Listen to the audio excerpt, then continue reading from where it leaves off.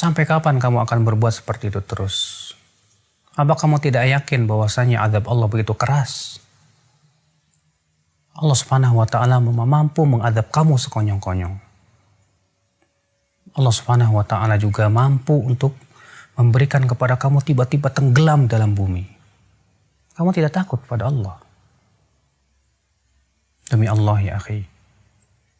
Kalaulah kita sedang berbuat maksiat, kemudian tiba-tiba kematian datang kepada kita, apa yang kamu lakukan? Demi Allah. Jiwa kita ini lemah. Badan kita pun tidak akan pernah mampu untuk menahan azab Allah Subhanahu wa Ta'ala. Azab kubur begitu pedih ya akhi. Coba dengarkan Rasulullah SAW bersabda, "Ma ra'aitu manzaran qat."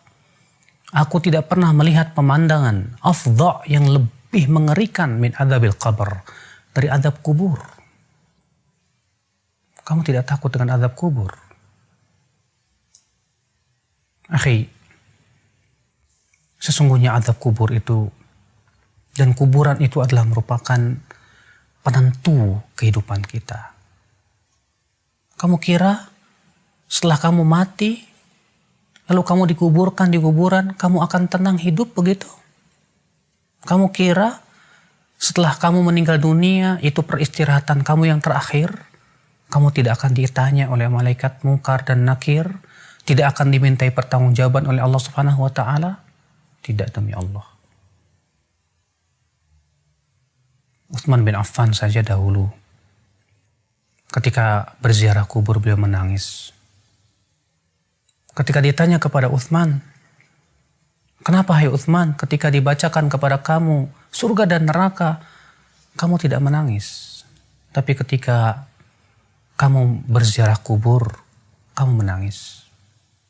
Utsman berkata, "Kan aku mendengar Rasulullah SAW bersabda, Innal qabra awwalu manazil akhirah." Sesungguhnya kuburan itu adalah persinggahan akhirat yang pertama kali. Faman naja minhu, siapa yang selamat di kuburannya, fama ba'dahu aisar min, maka yang setelahnya lebih mudah dari itu. Faman lam yanju minhu, tapi siapa yang tidak selamat di kuburnya, maka yang setelahnya lebih sulit dari itu. Jangan kamu anggap remeh azab kubur. Hidup di dunia hanya sebentar. Kamu kira kamu akan hidup selama 1000 tahun di dunia? Kamu kira kamu akan hidup terus menerus? Tidak mungkin. Setiap kita pasti mati, akhi.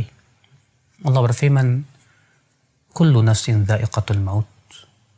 Setiap jiwa pasti akan merasakan kematian.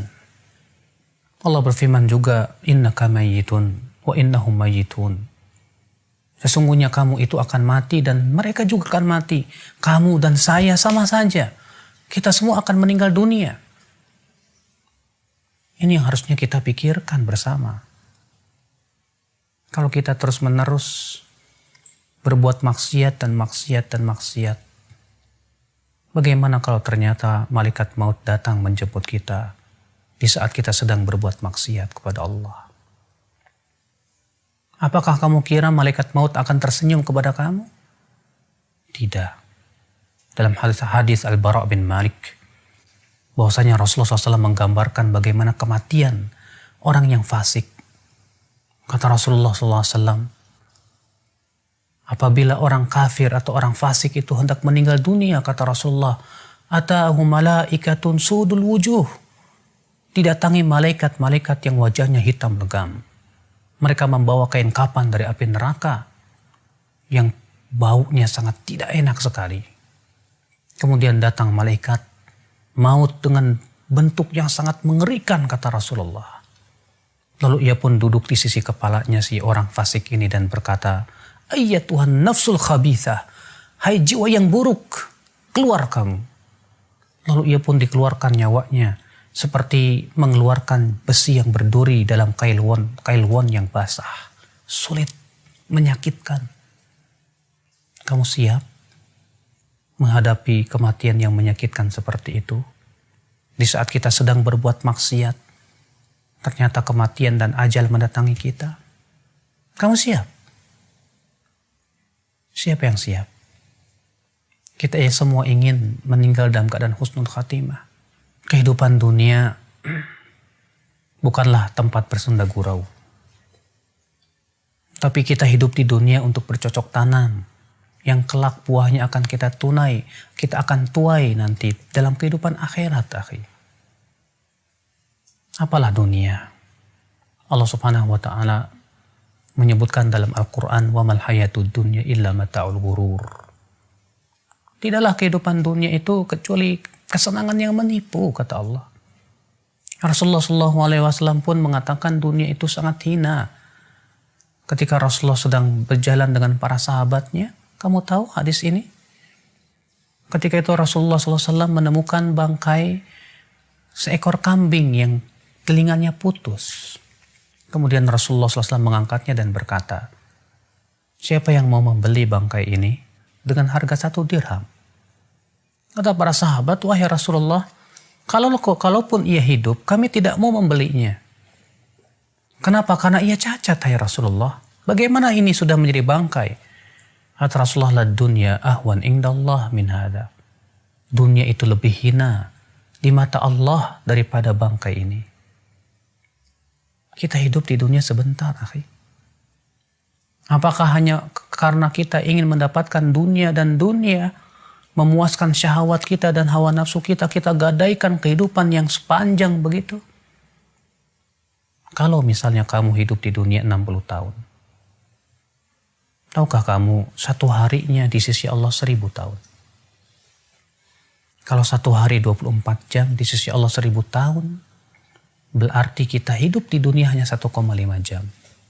Apa kamu tidak sadar? Apakah hanya untuk 1,5 jam kamu gadaikan kehidupan yang tiada tara? Tidakkah kamu berpikir, akhi, saudaraku, kita ini manusia yang kelak akan dimintai pertanggungjawaban oleh Allah Subhanahu wa ta'ala. Segera kita sadar, segera kita taubat kepada Allah Subhanahu wa ta'ala. Semoga Allah memberikan kepada kamu hidayah, akhi, dan juga kepada saya, untuk sama-sama kita bergandeng tangan menuju surga Allah yang luas, yang luasnya seluas langit dan bumi. Tidakkah kamu ingin mendapatkan surga tersebut? Atau kamu lebih senang untuk mendapatkan api neraka? Wallahi, kesabaran di neraka tidak ada gunanya lagi. Semoga ana dan antum diberikan oleh Allah Subhanahu wa ta'ala hidayah dan istiqamah. Wabillahi taufiq.